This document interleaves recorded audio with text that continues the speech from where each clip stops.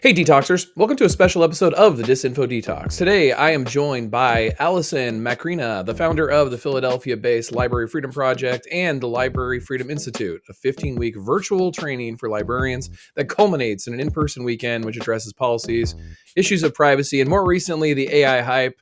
Alison, welcome to the Disinfo Detox. Hey, what's up, Nolan? Thanks for having me. Absolutely. Pleasure to have you here. AI is dominating the headlines. So why don't we start there? When you talk about the so-called AI hype, what is AI hype and why is it a problem for librarians?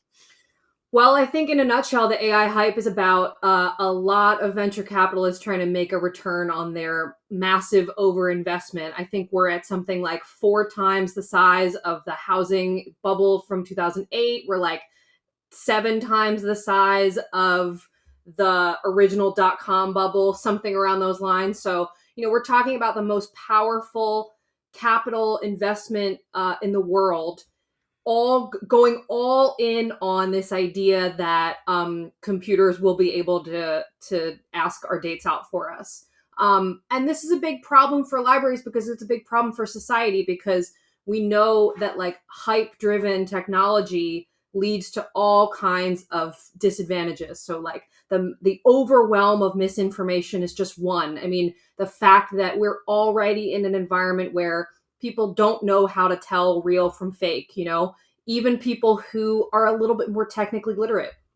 We're seeing major issues with environmental, resource extraction and waste because these data centers take up so much water and energy power, and that's a major problem for local communities. But just thinking about our work in libraries and why we care about it, we care about a healthy information ecosystem, and a healthy information ecosystem is one where people can get access to the information they need, they can get quality sources, and it's not all sort of gummed up by like the amount of noise that AI creates. And I think that pertinent to the hype in particular, there are quite a lot of people who have major concerns about AI, but they're being told by so many different powerful sources, those capital investors, and by the media that's just sort of following along with them, that like, you got to get on board with this or you're going to get left behind.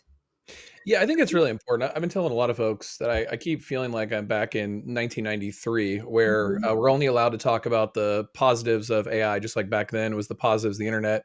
But especially if you go back and look at the writings in the 80s and 90s, and even around social media, there were plenty of people who warned about what was going to happen with these, and they were pushed aside.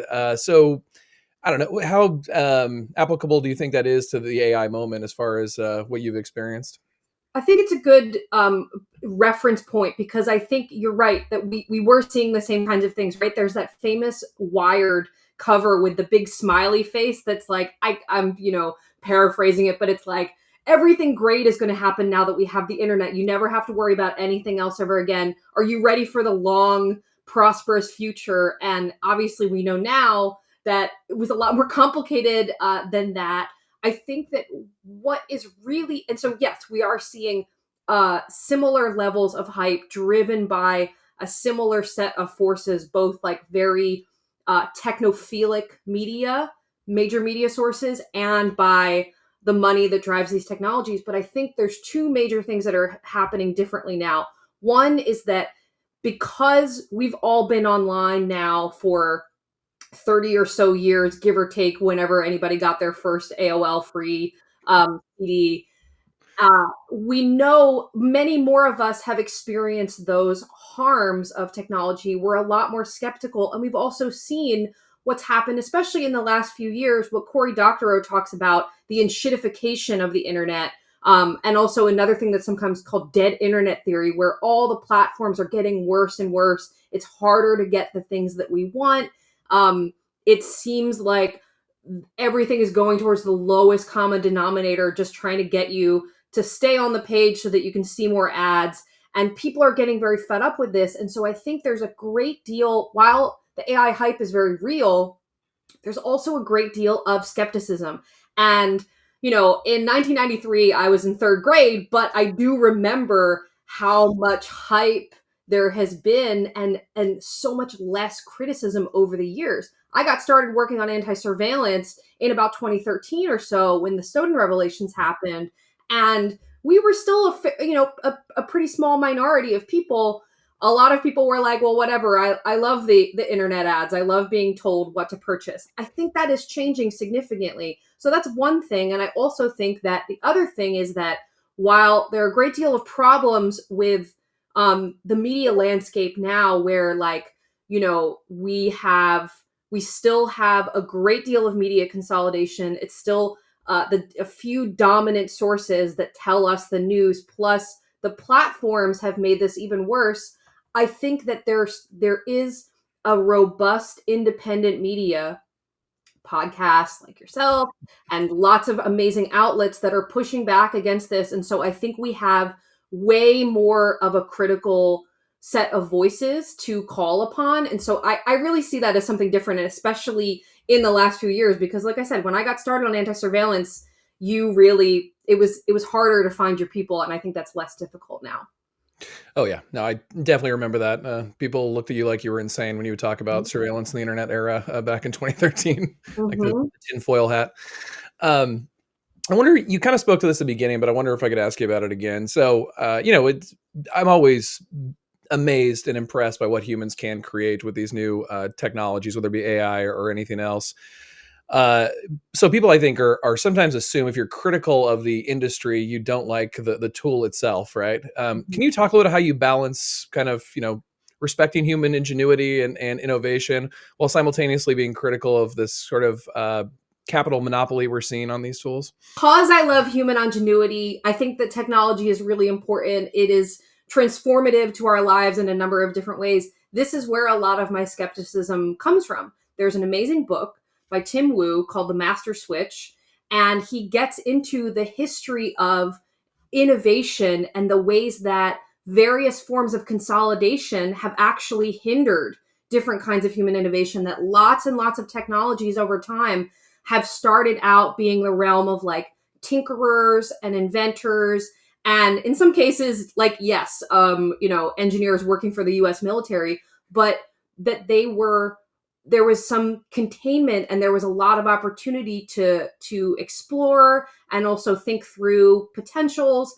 And then what happens is more military funding often, and also private capital comes in and turns it into something that is just about driving more of that capital, trying to make more money from it. And so I think that actually there's a really strong argument to be made that the environment of AI hype actually diminishes the potential quality of innovations that we could be getting from the tech world, because they're not driven by those incentives.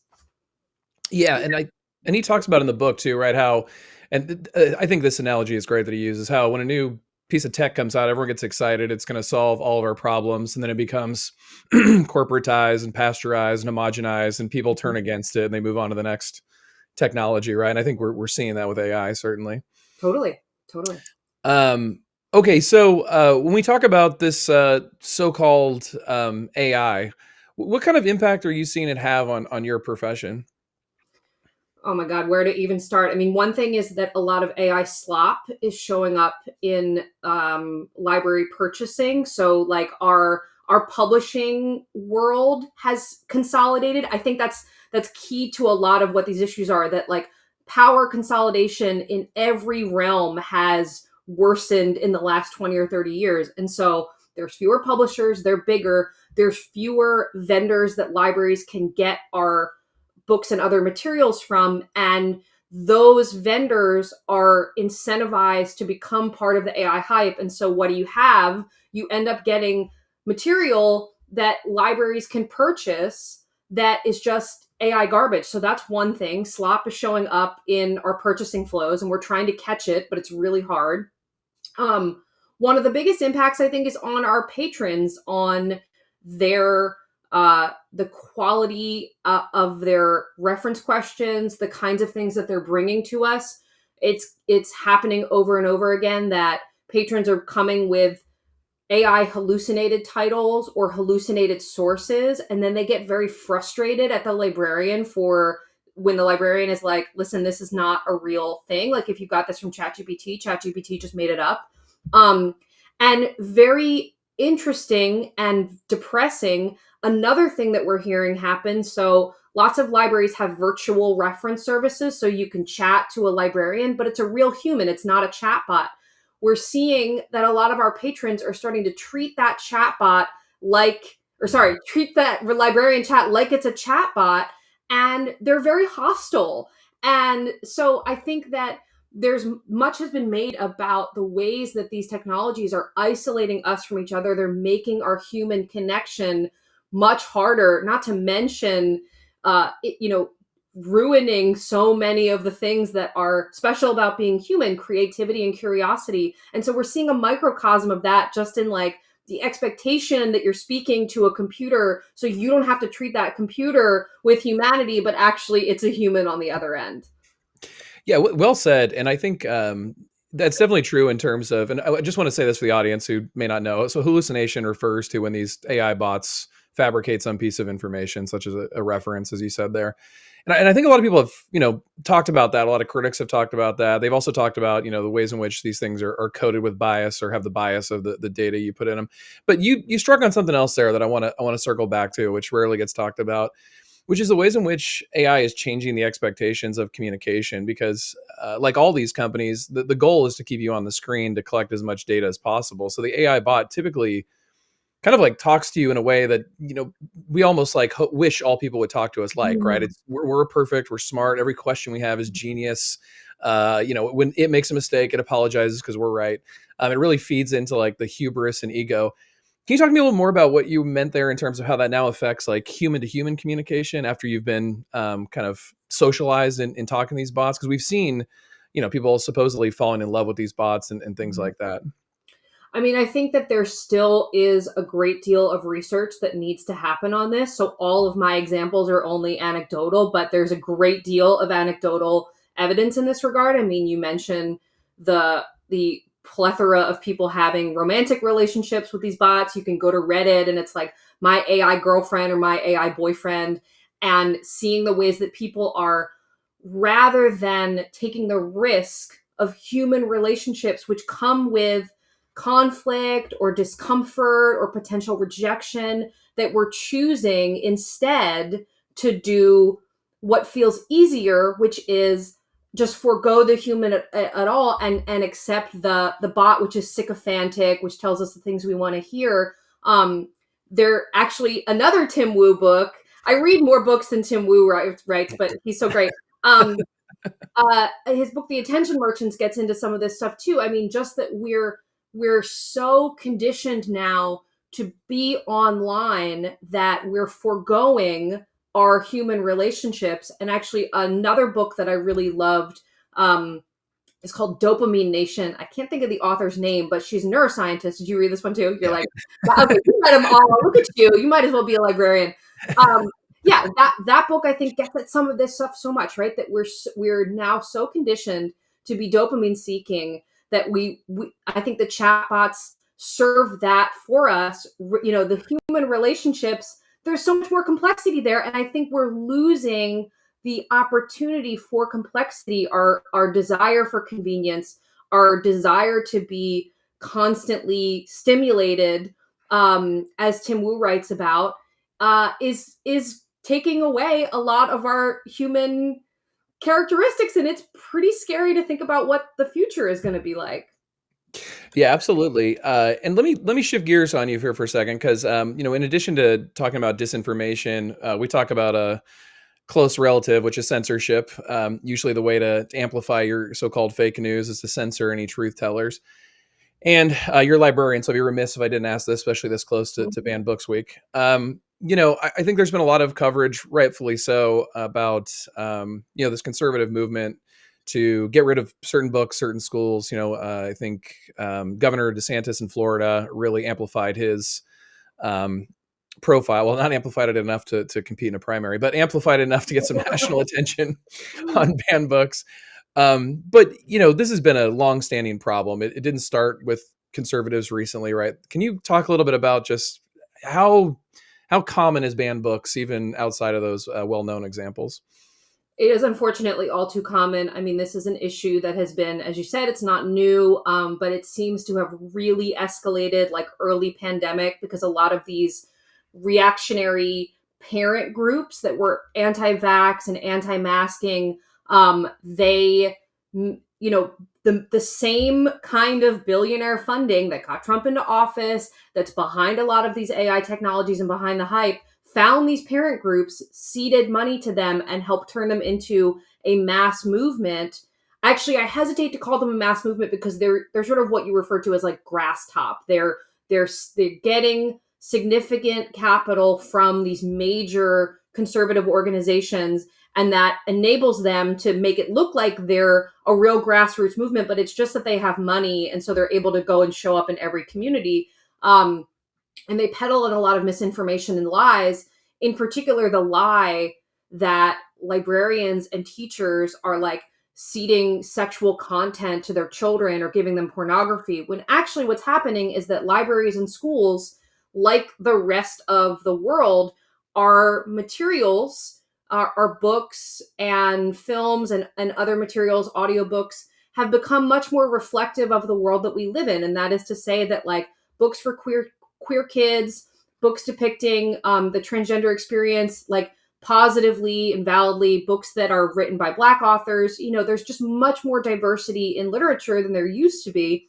And these reactionary groups are furious about it. And so what they have been doing is enacting this localized movement backed by billionaire funding, reflexively opposing any kind of diverse materials, and showing up in these communities to take control. So a lot of times it shows up in the form of banning specific titles, but it also shows up as members of these groups trying to take over local office. So the most local levels of office, like the library board or the school board. So like, they're organized in a way that they see when those positions come up, or they use their influence in other ways, and they're able to join those boards. Now, a lot of times they lose, but one of the things that's really frightening about this group, this movement, is that failure is not a deterrent for them, and they have so much money flowing towards them. Now we see that this movement that was fairly, sort of localized and regional, happening in all parts of the country, but was certainly not like a federal mandate, is now that, like we have folks from Moms for Liberty who are in Trump's administration. And so it is a really serious problem. And I think that there is a relationship between what we're talking about with AI and the environment of material censorship that's happening in our local communities, because the AI tools, like I said, they're being financed by the same billionaire money that is financing these kinds of small reactionary groups. And they have a sort of similar agenda. It's like they want to homogenize what our information resources are. They don't want it to reflect the full breadth of human experience. They want it to be something that like matches their own agenda. And you see that the Trump administration has really embraced the use of AI, and a lot of these reactionary figures have also really embraced it, and because they see it as a way to make their worldview dominate without them having to do a whole lot of work. Well said. So tell folks, what is the Library Freedom Project? Library Freedom Project is an organization of librarians working together to build more information democracy in our local communities. We use the term information democracy because we don't like, for years we were like, we're anti-surveillance, we're anti-this, we're anti-that. And then we kind of realized like, maybe we should talk about what we're for. What are we actually trying to build here? And so information democracy is a term we came up with because we feel like it really encapsulates the ideal conditions for people to get the information they need, to be able to access it without fears of surveillance or censorship, where they can understand the power dynamics that exist in the media environment. So the things that we've been talking about here today, about media consolidation, about capital, helping regular community members understand these kinds of forces so that they can build forms of resistance, they can educate themselves, and they can show up to their library armed with more knowledge and information. And so we work with librarians all over the country in all different kinds of libraries. If you're a librarian and you want to get involved, or if you use your library and you want your library to get involved, you can visit libraryfreedom.org You can learn about our trainings and our resources, sign up to our newsletter, and follow our work. Well, my next question was going to be where can folks go to follow your work, but I think you answered that one. That's it. Yeah. Alison, it's been a pleasure. Thank you for coming on the Disinfo Detox. Thanks so much for having me, Nolan. It was awesome. All right. Thank you, Detoxers. We'll see you next time.